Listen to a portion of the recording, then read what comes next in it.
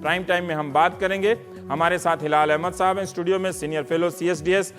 मदन गोपाल सिंह जी हैं, आप सूफी जिंदगी को, सूफियाना जिंदगी को गाते हैं, जीते हैं, बरतते हैं और समझदारी रखते हैं। मुफ्ती मुकर्रम अहमद साहब हैं, फतेहपुरी मस्जिद दिल्ली में जो है कि शाही इमाम हैं और उस चांदनी चौक के इलाके से आते हैं जहां संगीत की अपनी एक दुनिया है। ज़फ़रयाब जिलानी साहब हैं, आप वकील हैं, मुस्लिम पर्सनल लॉ बोर्ड के ताल्लुक से भी आप दुनिया भर में जाने जाते हैं। तनवीर सादिक साहब हैं, आप प्रवक्ता हैं नेशनल कॉन्फ्रेंस के, आप श्रीनगर से हैं। और तैमूर रहमान पाकिस्तान से हैं। स्वाइप के जरिए आपका विशेष रूप से स्वागत है। तैमूर रहमान का एक म्यूजिक वीडियो मैं आखिर में सुनाऊंगा। लाल बैंड के नाम से आप हिंदुस्तान में भी कई लोग जानते हैं और बड़ा क्रांतिकारी इनका गाना रहता है जो मुल्ला मौलवियों और पर इनकी टिप्पणी रहती है। लेकिन पहला सवाल मैं शुरू करना चाहता हूं मुफ्ती मुकर्रम अहमद साहब से। मुफ्ती साहब, हम ये जानना चाहते हैं कि क्या ये सही है कि इस्लाम में संगीत नहीं है? ये जो फतवा आया है, मैं फतवे की दरकार और उस पर विवाद पर नहीं बात करना चाहता कि कब किस मसले पर फतवा आ जाए, ये दावा करना बड़ा मुश्किल है और फिर बहस पूरी तरह से बदल जाए। मतलब मैं क्या करूं, शमशाद बेगम को भूल जाऊं, बेगम अख्तर को भूल जाऊं, मोहम्मद रफ़ी को भूल जाऊं, बिस्मिल्लाह खां को भूल जाऊं, और इन सब को भूलते हुए मैं कैसे आपकी इस बात को जज्ब कर लूं, स्वीकार कर लूं अहमद साहब कि इस्लाम में संगीत की कोई जगह नहीं है? देखिए, आपने जिन लोगों के नाम लिए हैं वो कोई ख़ास तौर से मजहबी उनकी शिनाख्त नहीं है। हमारा मकसद यह है कि कुरान करीम और हदीस रसूल सल्लल्लाहु अलैहि वसल्लम की रोशनी में मुसलमानों की ज़िंदगी ढाली जाए। अगर किसी मुसलमान की ज़िंदगी से हम शरीयत समझने लगेंगे तो बहुत उलझ जाएंगे। बहरहाल, संगीत अगर किसी म्यूज़िक के साथ है या बैंड की शक्ल में है और वो लड़कियां गा रही हैं, तो जो मुफ्ती साहब ने कहा है, मैंने तो उस बैंड को नहीं सुना, लेकिन जो उन्होंने कहा है वो ठीक ही कहा होगा। और मैं यही कहूँगा कि जो आपकी, मैंने इतनी सारी डिस्कशन सुना, आपकी बात सुनी, तो हमें तो कुरान और हदीस के फैसले पर रहना है। दुनिया क्या करती है उससे हमारा कोई मतलब नहीं है। तो हमें बड़े तो अदब से जो भी मुसलमान है मुफ्ती मुकर्रम अहमद मजहब पर रहना है। जी, आपने एक बात कही है कि जो निजी ज़िंदगी जो हैं, जो कुछ मुख्तलिफ मुसलमान लोग हैं, उनकी निजी ज़िंदगी से शरीयत को हम नहीं समझ सकते हैं, ठीक है, लेकिन आप उसी शरअ को आप उनकी निजी ज़िंदगी पर, आप इस्लाम के नाम पर आप लागू भी करते हैं, ठीक है। मैं आपसे ये नहीं पूछना चाहता कि आपके मोबाइल फ़ोन में कॉलर ट्यून क्या है, वो संगीत है या नहीं है, लेकिन मेरा एक सवाल है जो मैंने जाना है और पूछा है लोगों से आपके आने के पहले। रसूलुल्लाह जब मदीने गए थे तो वहाँ की लड़कियों ने दफ मतलब डफली बजाते हुए नशीद गाकर उनका स्वागत किया। और हमारे दर्शक अगर यूट्यूब में नशीद टाइप करें तो हजारों वैरायटी मिल जाएंगी। आप कहीं अपनी सुविधा से, अपनी जानकारी का और हैसियत का इस्तेमाल करते हुए ये चुनाव तो नहीं कर रहे कि जब आपकी सुविधा हुई आपने संगीत को इस्लाम से अलग कर दिया, जबकि ये सारी बातें दर्ज हैं। मैंने अभी अजान का जिक्र नहीं किया है, मैंने अभी मरसिया के बारे में भी आपसे नहीं पूछा है। अहमद साहब, देखिए, वो आपने जो कहा वो ठीक है, लेकिन रसूलुल्लाह सल्लल्लाहु अलैहि वसल्लम जब मदीने तशरीफ़ लाए तो ज़रूर उन्होंने दफ बजाए, लेकिन आजकल जो बैंड और मौसीकी और गिटार और तरह तरह के जो मौसीकी के आलात हैं, क्या उस ज़माने में थे? क्या उन लोगों ने बजाए थे? इसमें देखिए, जो मजहबी ज़िंदगी है उसमें कोई डिस्कशन की ज़रूरत ही नहीं है। क्यों? आदमी आज़ाद है, वो अपने तौर से जो चाहे करे, लेकिन हमें कुरान और हदीस के मुताबिक देखिए, मैं बहुत कम जानकारी रखता हूं, कुछ इतिहास मैंने भी पढ़ा है। आपकी मदद के लिए, मैं आपकी सुविधा के लिए कह रहा हूं कि अगर आप ये कह रहे हैं कि मजहबी ज़िंदगी में डिस्कशन की ज़रूरत नहीं है, आप मुझे बता दीजिए कि फिर इस्लाम और शरीयत को समझने के लिए इतनी धाराएं क्यों हैं? फिर वो डिस्कशन नहीं है तो क्या है मुफ्ती साहब, क्या है फिर वो? हदीस की अपनी अलग व्याख्या। मतलब डिस्कशन हमारा आपका मीडिया के डिस्कशन की जरूरत नहीं, हम मीडिया हैं, हम माध्यम हैं, हम सब उसी समाज के दरमियान।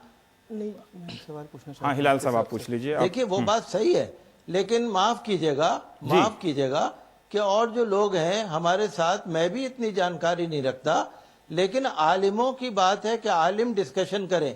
माओ शुमा हर एक आदमी बैठ के दीन के मामले में डिस्कशन करे। इसीलिए मैंने आपको बुलाया, इसीलिए मैंने आपको बुलाया है, इसीलिए मैं आपको बुलाया कि आप भी मुफ्ती हैं और आपके फैसले से दिल्ली में ईद का ऐलान होता है।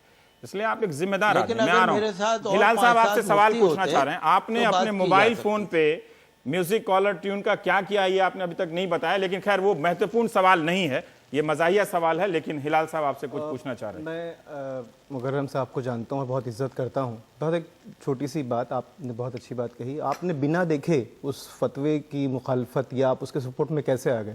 کیونکہ جتنا اسلام میں جانتا ہوں, مجھے لگتا ہے کہ کوئی بھی فیصلہ بنا دیکھے یا کسی بھی چیز پر بنا دیکھے اپنی رائے نہیں دینی چاہیے. دوسرا سوال میرا جو ہے, یہ پہلا کمنٹ ہے, دوسرا سوال آپ سے میرا یہ ہے کہ آپ تھوڑا یہ مجھے بتائیے کہ شریعت کیا ہے؟ شریعت کیا ہے؟ کیا اسلام میں صرف ایک ہی شریعت ہے اور صرف ایک ہی شریعت کو مسلمان مانتے ہیں؟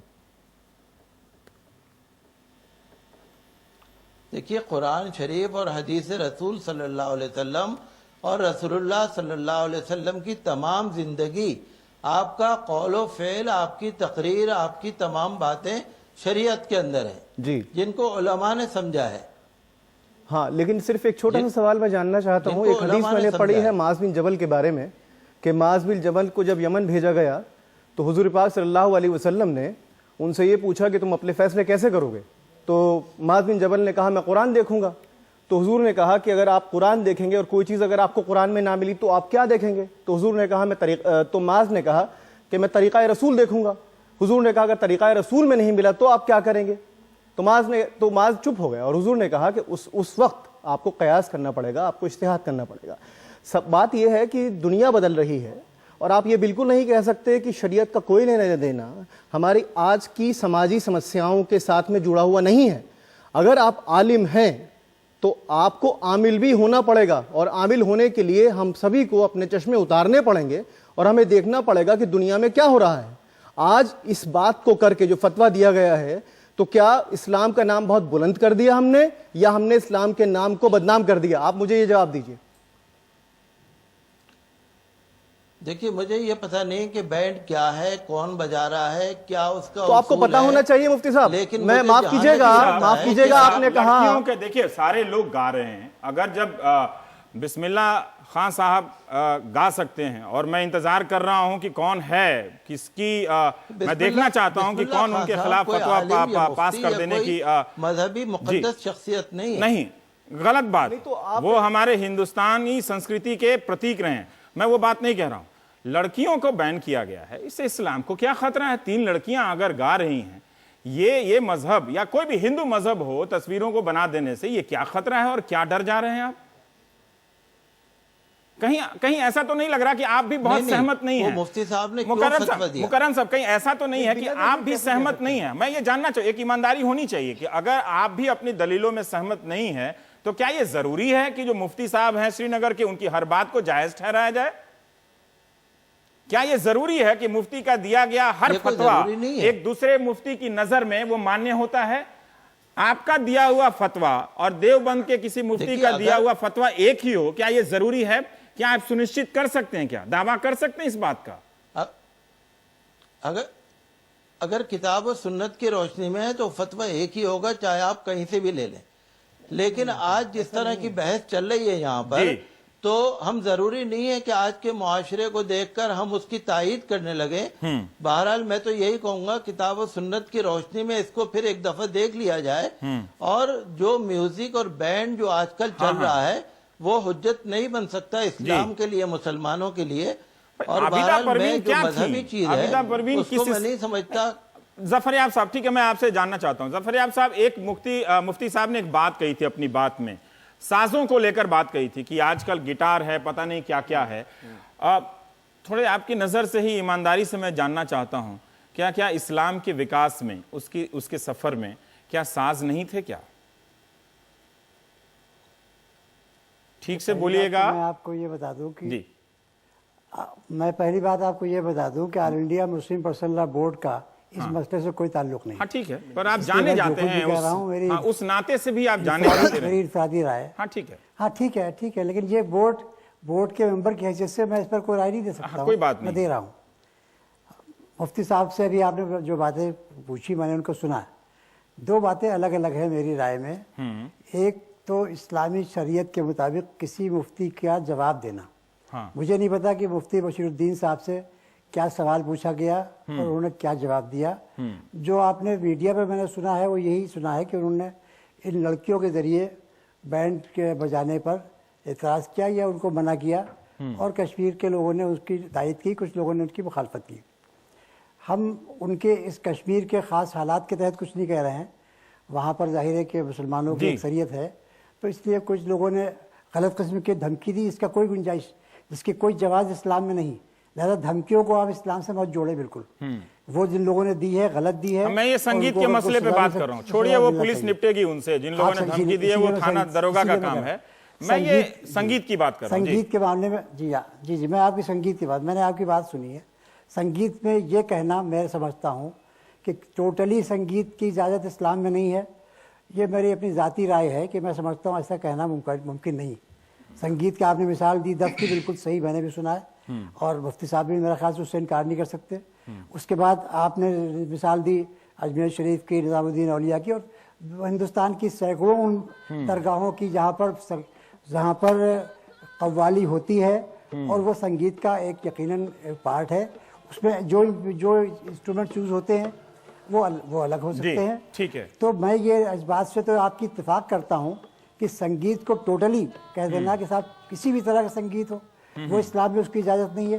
غالباً یہ میرے خیال سے, اگرچہ نہ میں مفتی ہوں, میں کوئی فتویٰ نہیں دے سکتا ہوں, لیکن میں اپنی ذاتی رائے کا یہ آپ سے اظہار کر رہا ہوں. چلیے, لیکن یہ مفتی صاحب کا فتویٰ وہ ایک بالکل الگ مسئلہ ہے. دیکھیے میں بہت سے فتوے آتے ہیں, اور ان کا سوال اگر میڈیا اس کو غیر ضروری سمجھ کر اس کو نظر انداز کر دے تو شاید یہ کنٹروورسی اتنی زیادہ وہ ٹھیک ہے, وہ نظر.